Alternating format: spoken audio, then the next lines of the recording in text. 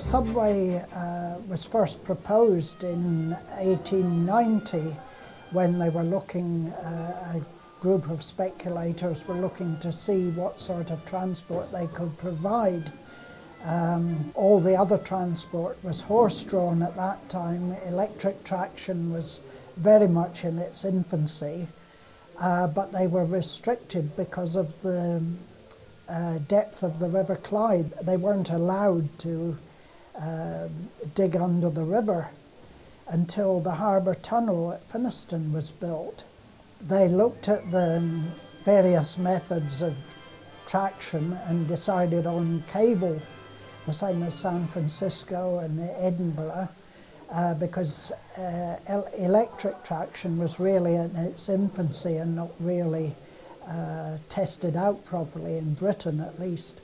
So they carried on and they built the existing underground with its 15 stations and driven by cables from a power station over in Scotland Street, travelling at about 15 miles an hour, which was a considerable improvement on the horse trams running at that time. Well, the modernisation was almost complete in 1979 when they got the Queen to formally open the subway and also the Trans-Clyde rail network under Argyle Street, but it closed immediately. She had had her trip, and it was some 3 months later that it actually opened to the public, and it's been running very satisfactorily ever since.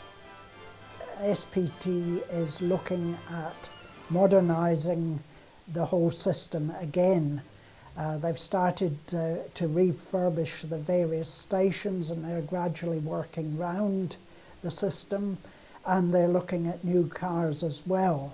So that's something we can look forward to in the next 2 or 3 years, but the stations will certainly be finished before we get the new rolling stock. I think we could still have trams. I'd like to see it. I don't know if I will or not.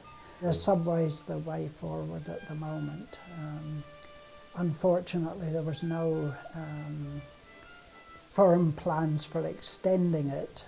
It would cost far too much to do tunnelling now in the majority, but you never know what might happen in the future.